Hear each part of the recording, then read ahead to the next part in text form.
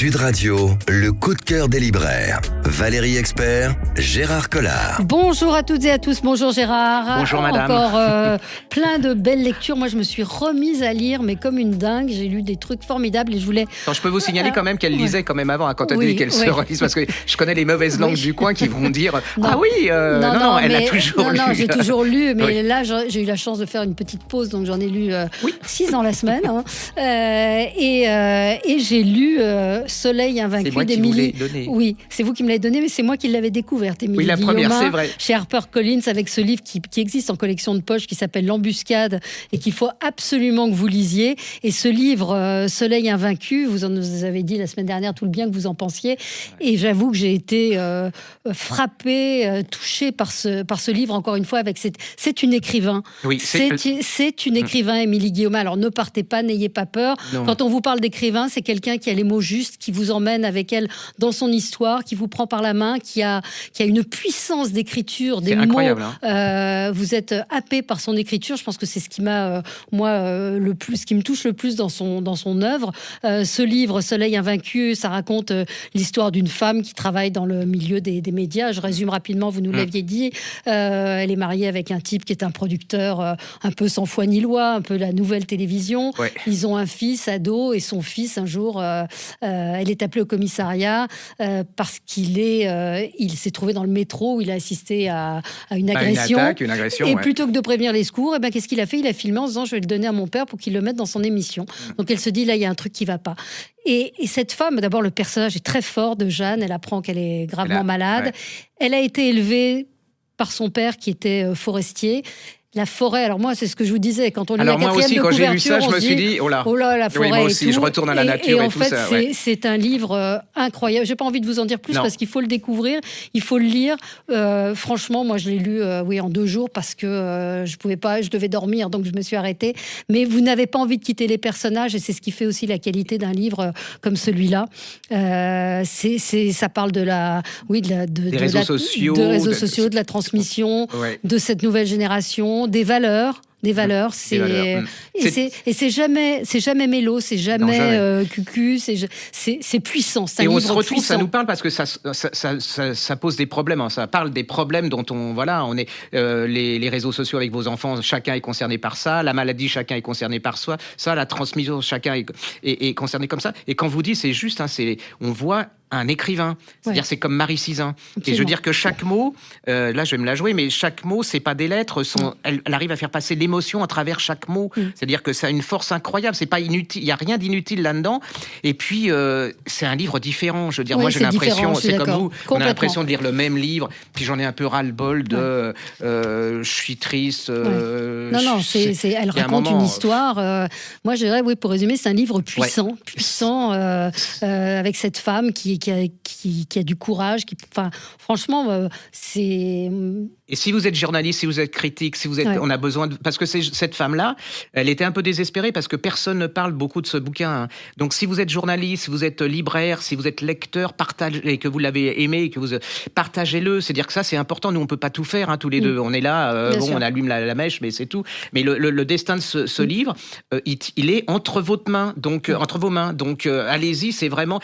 Pour moi, il y a des événements comme ça dans l'année. C'est un des événements de l'année au niveau comme Marie Sizun. C'est vrai que vous voyez la différence d'écriture avec grande majorité de livres, hélas, qu'on peut lire, qui sont sympas, elle n'est pas actrice, elle n'est pas marquée, de livres qui sont sympas. Là, c'est pas sympa. C'est pas sympa. C'est une écrivain. C'est un livre qui est profond, et qui pourtant avait rien pour que je le lise, même si j'avais adoré son précédent. C'est-à-dire que ça parle de la maladie, j'aime pas qu'on me parle de maladie, j'aime pas la forêt, et vous pouvez pas le lâcher, parce qu'il y a une intensité malgré tout.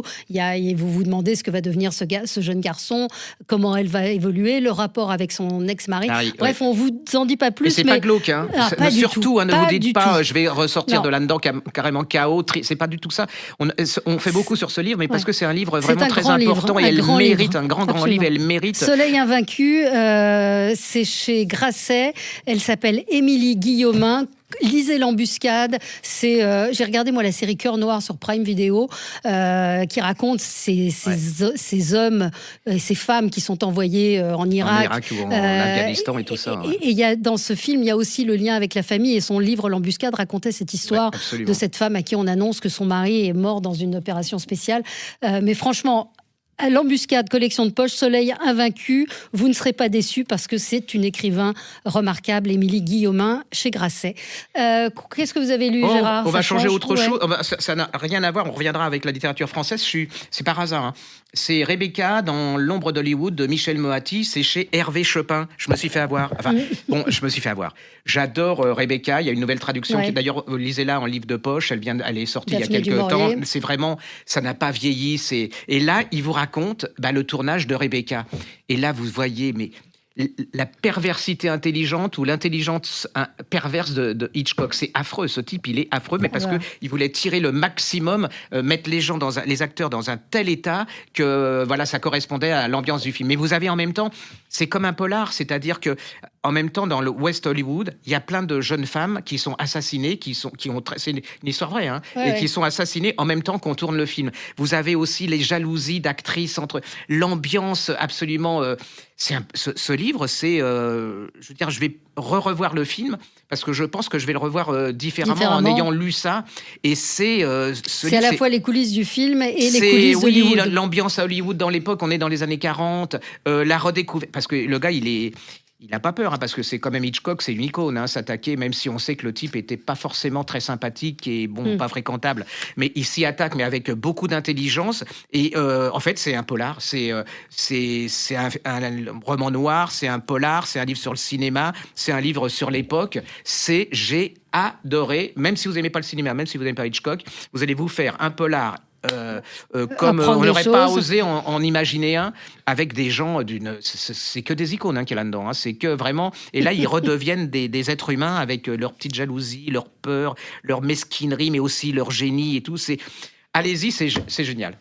Eh ben alors, ça s'appelle Rebecca dans l'ombre d'Hollywood. C'est chez, vous avez dit, Hervé Chopin. Et l'auteur s'appelle Michel Moati. Quoi d'autre, Gérard? Alors, vient de paraître. Alors, il y a deux versions. Il y a la Pléiade vient de faire paraître le Conan Doyle avec tous les Sherlock Holmes. Génial. Oui, pour une fois. Enfin, voilà, c'est absolument. Ça n'existait pas. Non, c'est une très bonne idée. Alors, je le reproche, c'est en 2 tomes, c'est de ne pas avoir fait les autres romans de Conan Doyle qui sont absolument géniaux. C'est-à-dire que les gens connaissent pas. Mais si vous avez lu Sherlock Holmes, lisez les autres romans. Ouais. Ça existe en folio, en poche et tout ça. C'est vraiment chez Phébus. C'est vraiment génial. Mais en même temps, redécouvrez de René Réhouvin. Ça s'appelle Histoire secrète de Sherlock Holmes chez Folio. Et c'est tout ce que... C'est un classique, mais c'était plus disponible. C'est gros... vous êtes à la radio, mais... Sur les podcasts, c'est assez épais, ça se lit comme pas. C'est tout ce que le docteur Watson n'a jamais raconté. Non, je vais rien dire parce qu'on va me dire encore que je raconte l'histoire. Mais je me souviens, vous aviez parlé de ce livre. Oui, mais ça avait disparu de la circulation. Et alors, il y a toute une génération qui... C'est ça qui est génial. Quand on vieillit, c'est ça qui est terrible parce qu'on s'imagine que tout le monde connaît ce qu'on a lu, mais en fin de compte, c'était il y a un certain nombre d'années. Et là, c'est tout... Le côté secret de Sherlock Holmes, ça se dévore, j'ai relu, ça n'a pas pris une ride. Alors, si vous n'avez pas d'argent pour lire Conan Doyle en Pléiade, vous lisez ça, puis après vous pouvez aussi lire les Conan Doyle en livre de poche. C'est pas... Mais je trouve que la Pléiade, c'est une bonne idée. On sent qu'ils ont quand même besoin d'argent et que les pré-socratiques, ça ne fait pas forcément fortune à notre époque. Vous parliez de livres de poche. Je rappelle que vous organisez un immense salon du livre de poche avec plus de 300 auteurs. Ouais. Ce sera à Créteil le dernier week-end de juin. Il y aura... un nombre incalculable, il y aura du polar, il y aura de la jeunesse, il y aura plein de livres de poche. Même de la new romance. Et franchement, vous le faisiez à Saint-Maur avant, dommage que la ville de Saint-Maur vous ait pas suivi, Créteil c'est pas tellement plus loin, il y a des gens qui venaient de partout en France, c'est un rendez-vous très émouvant parce que vous voyez les auteurs, il y a une ambiance très festive, il n'y a plus de barrière entre les auteurs. Organisez-vous pour venir à Créteil. Vous aurez même des bottes de paille pour vous asseoir, il y aura des animations, il y aura des concours de boules, et enfin il y aura tout, c'est vraiment la désacralisation du livre et puis surtout les échanges entre les auteurs. Et ce que j'essaye d'arrêter, cette espèce de barrière qu'il y a comme au Salon de Paris entre l'auteur et là, c'est vraiment des gens normaux. Enfin, normaux, non, ils ne sont pas normaux quand on voit ce qu'ils écrivent. Il y en a même qui font peur. Non, mais il y a quelque chose de très festif avec toutes vos affiches que vous avez commencé à faire. Et puis vos extraits, bien sûr. Et puis on parlait livre de poche. Il y a, alors c'est marrant parce qu'on a eu une discussion. Armistead Maupin, il avait écrit les Chroniques de San Francisco, qui a été. Ce qui me fait penser, c'est quand vous dites qu'il y a des gens qui ont la chance de redécouvrir, de ne pas avoir lu une nouvelle génération de lecteurs. Les Chroniques de San Francisco, ça a été un événement. Hein. Ça existe en collection de poche. Ça a été un phénomène. On parlait du milieu homosexuel, d'une communauté à San Francisco. Armistead Maupin, qui est l'auteur, vient de publier dans Mona et son manoir, qui est paru aux éditions de l'Olivier. Donc, c'est une forme de suite. Ça se passe en Angleterre. Il vit en Angleterre. C'est une sorte de roman. Comment on dit en fait, c'est un polar un peu anglais. On est dans un vieux château. Il y a une garden party. Il y a un meurtre.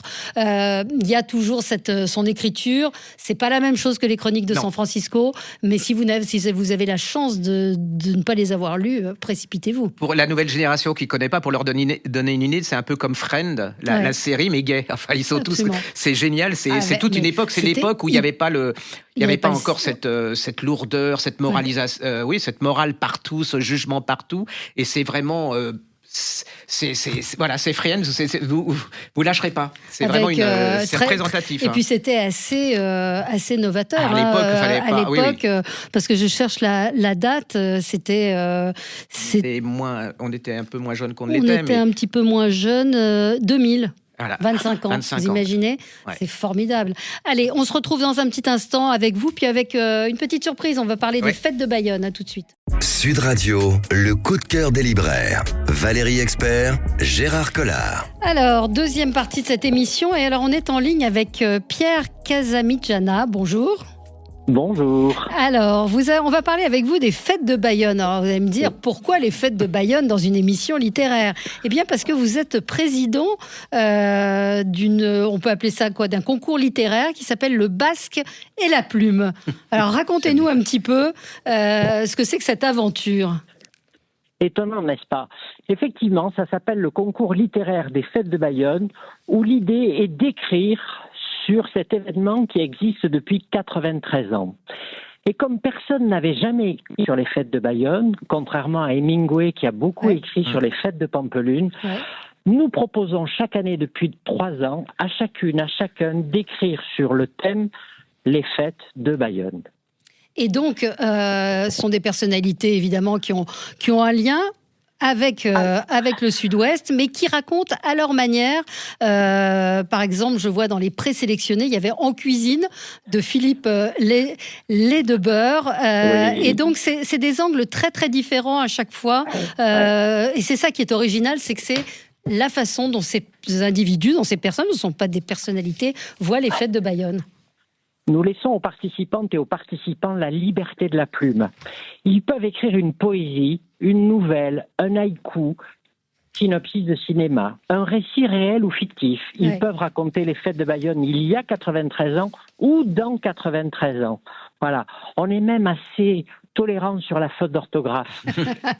Vous corrigez après, rassurez-nous. C'est ça. L'important, c'est la créativité. L'important, c'est de laisser libre cours à l'écriture sur un sujet qui, jusque-là, n'avait pas de tradition littéraire. Et effectivement, qui mieux que ceux qui les vivent depuis 93 ans, je me répète, peuvent oser prendre la plume pour raconter ce qui se passe là-bas. C'est marrant, d'ailleurs, comment vous l'expliquez qu'il n'y ait jamais eu qu'il n'y ait pas de tradition littéraire ou que personne n'ait écrit sur ces fêtes de Bayonne qui sont parfois résumées de façon un peu cliché à une beuverie ou à des... Enfin, on n'a pas eu d'écrivains qui ont écrit sur ces fêtes de Bayonne. Vous avez complètement raison. Je citais tout à l'heure Ernest Hemingway qui a donné à Pampelune une grandeur internationale. Il faut savoir que 200 000 Américains vont chaque année sur les traces d'Hemingway, de son Soleil se lève aussi. C'est assez étonnant. Effectivement, pourquoi personne n'a jamais écrit sur les fêtes ? peut-être est-ce que c'était un domaine réservé. En tout cas, ce qu'il y a de merveilleux dans le livre que vous avez évoqué tout à l'heure, qui s'appelle Les Fêtes de Bayonne en poche, on constate deux choses. D'abord que ce sont tout autant des femmes que des hommes qui participent au concours, qui en sont lauréats et primés. Et deuxièmement, on écrit bien sûr du Sud-Ouest, de Bayonne, de Biarritz, d'Ilsassou, mais les textes proviennent de Marseille, de Bruxelles, de Paris, de Royan et aussi de New York et d'Argentine. Donc vous lancez le concours, alors là j'imagine que c'est clos pour cette année, mais on peut vous envoyer... Non, on peut encore vous envoyer les textes. C'est pas clos. Ah, très bien. On peut recevoir les textes auditrices, auditeurs de Sud Radio jusqu'au 9 juin. D'accord. 15 000 signes maximum, que vous soyez lycéen ou adulte, vous avez jusqu'au 9 juin pour écrire sur www.lebasquetlaplume.art où vous aurez tous les renseignements. Voilà, info, règlement du concours. Et puis le petit livre Fête de Bayonne, c'est sympa, ça c'est très sympa, qui existe. C'est l'édition 2025 en poche. Et puis Bayonne est une fête. C'est très beau travail d'édition en plus qui a été fait pour ce livre où on retrouve des personnalités. On connaît bien Noumédi Ouraoui, il y a Paul Laroutourou, il y a des plumes invités également. Écoutez, merci beaucoup d'avoir été avec nous et puis bravo Gérard. Non, c'est la preuve que la littérature, elle vit sans mépris, autrement qu'à Paris, et c'est grâce à des initiatives comme ça que la littérature continue à vivre, le livre, et puis ça donne beaucoup d'humanité. Je veux dire, on sent l'émotion, la passion et tout de ce monsieur, donc je trouve ça formidable. Et puis cette phrase d'Antoine de Saint-Exupéry, si vous voulez que je connaisse vos civilisations, racontez-moi vos fêtes. Quelle merveilleuse résumé de cette formidable initiative. Donc ça s'appelle Le Basque et la Plume. Vous tapez ça dans votre barre de recherche et vous trouverez tous les règlements du concours. Merci et bonne fête de Bayonne, Pierre. Merci, on vous y attend. Merci à vous, à bientôt. Au revoir. Au revoir. Alors, on ira aux fêtes de Bayonne ensemble. Ah bah oui. Je vous verrai bien courir après le taureau. Oui, c'est ça, oui. Alors, vous vouliez nous parler de quoi encore? Alors, on parlait d'Émilie Guillaumin, vous savez, de ces gens qui ont beaucoup de talent, mais dont on ne parle pas forcément beaucoup. Et là, j'ai été... Mais alors, en plus, c'est mes clientes qui me l'ont fait découvrir ce livre et qui m'ont dit oui, alors, vous n'avez rien dit, vous lisez pas ce qu'il faut. Enfin bon, le genre très sympa. Elle s'appelle Emmanuelle Faguer, ou Faguet, je ne sais pas comment on dit, c'est F-A-G-U-E-R, je dirais Faguet. Brûle les falaises, c'est chez Phébus, et j'ai été fasciné par ce bouquin. Il y a une ambiance, il y a quelque chose tout de suite dès les premières pages. Ça se passe en Bretagne, dans un petit village côtier. Alors déjà là, elle décrit, il y a le vent, la tempête, les gens qui se regardent un peu en chien de faïence, le café, vous savez, sur la place et tout. Et c'est l'histoire d'une famille. Alors c'est une famille en fin de... Vous savez, il y a les grands moments des grandes familles, et puis on sent qu'avec les enfants qui arrivent, il y a moins... Voilà, ça commence à s'étioler au niveau des destins. Et puis un jour, il y a le chef de la famille, il y a sa femme qui décide de lui faire souhaiter son anniversaire. Alors déjà avec sa femme, on sent que c'est pas terrible. Et c'est pas terrible, pourquoi ? Parce que je crois que c'est 10 ans ou 15 ans avant, ils ont une de leurs filles qui a disparu. Et ça a cassé la famille. Les enfants s'entendent plus ou moins. Le père, on sent qu'il est omniprésent. Vous savez, c'est un peu comme ces patriarches qui bouffent l'air, qui asphyxient un peu leurs enfants. Donc, se passe cette fête. Il y a une des filles qui habite à Paris qui arrive là un peu à contre-cœur. C'est une fête en fait assez glauque quand on y pense. Oui. Et puis à la fin de la fête, on retrouve un cadavre en bas de la falaise d'une invitée. Qu'est-ce qui se passe? Pourquoi ce cadavre? Pourquoi on l'a tué? Qui l'a tué? Et là va commencer, il y a une enquêtrice qui arrive, mais l'enquêtrice, elle fait partie du jeu, c'est-à-dire que elle a des relations avec toute cette famille. C'est absolument incroyable. Vous êtes dedans. Il y a alors quand on parlait d'Hitchcock un peu au début, il y a ça. Et puis il y a en même temps cette Bretagne omniprésente, le vent et tout. Et puis il y a une fin absolument. Voilà. Je vous en dis pas, mais c'est une vraie. Autrice, comme on dit, ou auteur, avec un style, avec cette manière de ça pourrait être un film, un téléfilm. On est dedans. On hume le vent, on a peur pour eux. On se dit la puissance de et puis on auteurs. sent la perversité de ces gens, l'hypocrisie, la souffrance et tout. C'est un magnifique roman. J'ai mis longtemps à en parler parce que je sais pas en parler. Donc c'est comme les bons romans, c'est-à-dire on sait pas en parler. Et allez-y, je sais pas s'il est encore sur les piles, en pile. Nous on l'a toujours. Ça s'appelle Emmanuelle Faguet, c'est Brûle les falaises chez Phébus. Et pour moi, ça été une révélation, alors qu'elle avait fait un bouquin qui s'appelait Les Désobéissantes, qui avait été déjà remarqué au début. Mais là, je trouve que personne n'en parle. C'est pareil, on a besoin de vous. Si vous avez aimé, vous en parlez sur vos réseaux. Ouais. Voilà, c'est chez Phébus. Alors, toujours chez Phébus, 3 jours en juin de Anne Tiller, ou Tyler, je ne sais pas comment on dit, c'est une immense écrivain américaine qui est... moi, je l'aime parce que c'est une écrivain du quotidien. Elle vous raconte les vrais gens, les gens simples, des histoires de famille. Vous vous attachez à ces personnages. 3 jours en juin, la couverture, c'est une mariée dans une décapotable. Et donc, le début du roman, c'est une jeune femme qui doit se marier et elle découvre que son futur mari l'a trompée. Alors, vous dites, bon, ça va, on va repartir sur une histoire d'adultère. Puis en fait, non. L'histoire se tourne de Gail, qui est la mère de la mariée. Donc, il y a le rapport mère-fille, où elle a un peu ras-le-bol des états d'âme de sa fille, ou sa fille, bon, bref. Et il y a son ex-mari qui arrive pour le mariage, et il arrive avec un chat. Et donc, elle lui dit, mais je veux pas de ce chat. Il lui dit, oui, mais il a été abandonné. Enfin, son mari, il est un peu à l'ouest. Et donc, ils vont cohabiter pendant 3 jours. Et donc, c'est les relations de ce couple. C'est un roman un peu à l'anglaise, j'ai envie de dire, dans les relations humaines. Elle se fait virer de son boulot parce qu'on dit qu'elle n'a pas assez d'empathie. C'est un roman de l'époque aussi. Elle a toujours ce regard très pointu, très aiguisé, très, très caustique. C'est pas vraiment racontable parce que l'histoire en elle-même, elle est banale. Si je vous dis la fille, son mari l'a trompée, est-ce qu'elle va se marier ? Le couple, c'est vraiment les relations, le regard qu'elle a sur ses personnages. C'est un roman délicieux, je dirais. 3 jours en juin, Anne Tiller ou Tyler, et c'est chez Phébus. Bon, alors, Gérard, qu'est-ce que vous avez lu de nouveau ? Oui. Alors, vient de paraître en 2 volumes, quelque chose qu'on avait défendu et qu'on a aidé à faire découvrir, mais on peut avoir le melon. Hein. C'est Gabriel Tergit, Les Effingers. C'est chez Bourgois Poche, tome 1 et tome 2. C'est absolument...